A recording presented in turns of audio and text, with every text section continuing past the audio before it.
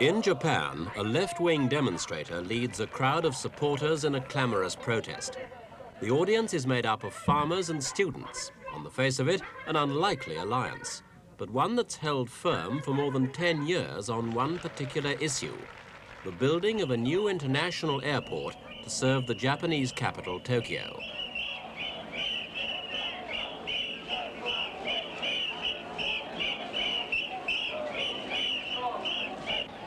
In the past, many of the demonstrations have been very violent, as the airport's opponents have fought a long rearguard action against the government and police.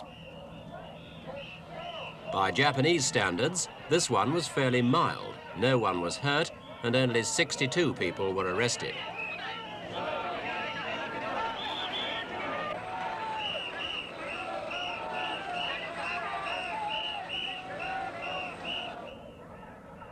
This is what they've been protesting about: Narita International, an $800 million project that was supposed to relieve congestion at Tokyo's other airport, Haneda. Narita was designed to handle more than 5 million passengers a year. Most of the complex, the terminal buildings, the runways and control tower, were completed over 4 years ago. But owing to the opposition campaign, the first plane has yet to land here, the first passengers still to embark. Before the airport came, Narita was a small farming community 40 miles east of Tokyo, lying in some of the most scenic countryside in southern Japan.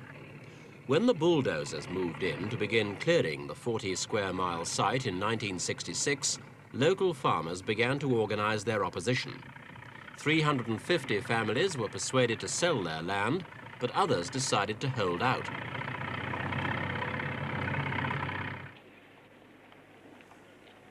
It's unlikely the farmers would have had much success if they'd fought their battle alone.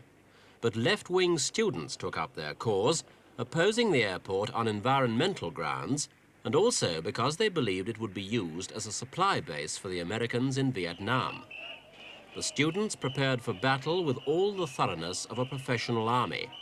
In training sessions, units were welded together to form a formidable fighting force, sometimes more than 2,000 strong.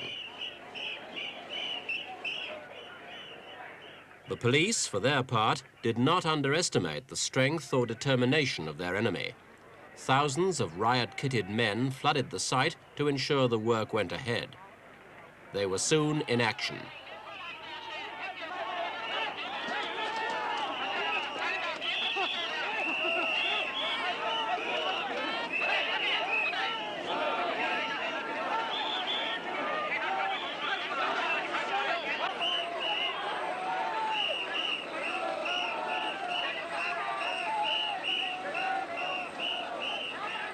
The police always won these battles in the end, but no sooner had they established their control than the students returned to start the battles afresh.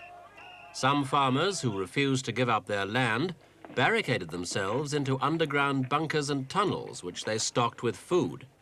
So deeply were some embedded that even when the police reached them, it took hours, and on occasions days, to dislodge them.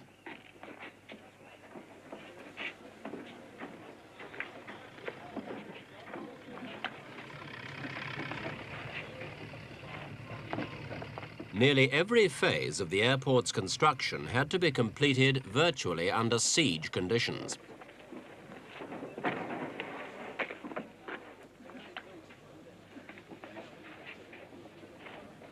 By 1971, Narita was half finished, and it was at this stage that the worst clashes occurred.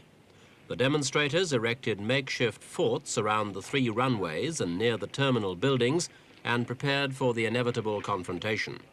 It came on September 17th, when 5,000 police attacked the student positions. The battle lasted all day, the worst rioting Japan had seen since World War II.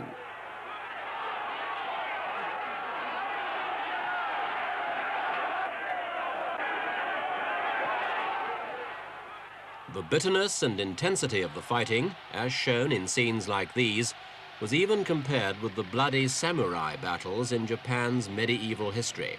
3 policemen were killed and over 100 injured.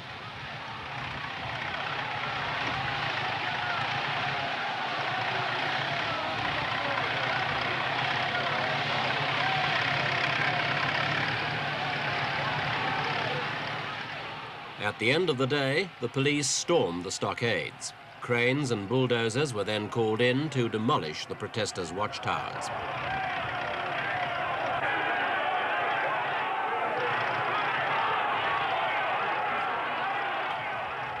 Nearly 400 demonstrators were arrested in that one day's action alone.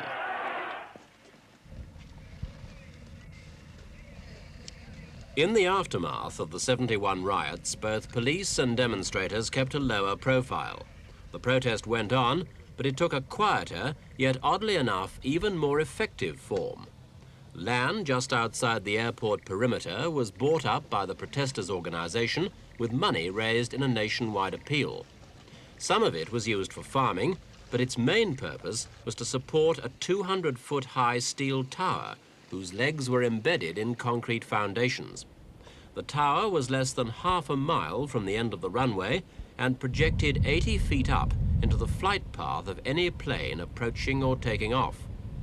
From this vantage point, the protesters watched as the authorities began to construct a road to the tower, down which, one day, they'd send cranes and bulldozers to topple the last stronghold of the airport's opponents.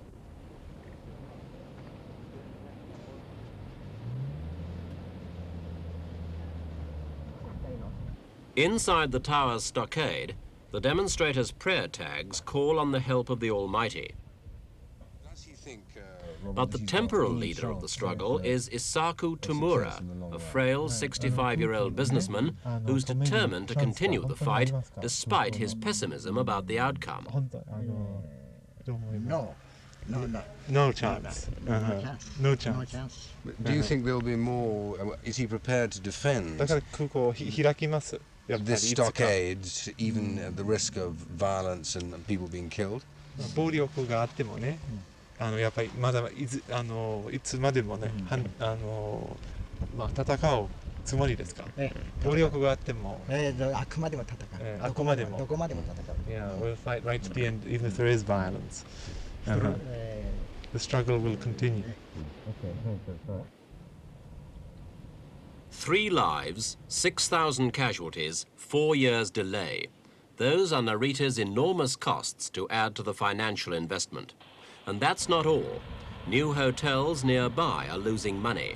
They opened a year ago after government promises to get the airport operational within months. The climax of a decade's dispute is now approaching. At least 30 demonstrators plan to cling to the tower as it's brought down, a final, almost certainly suicidal act of defiance, but one it seems the government will have to accept as the final payment for Narita International.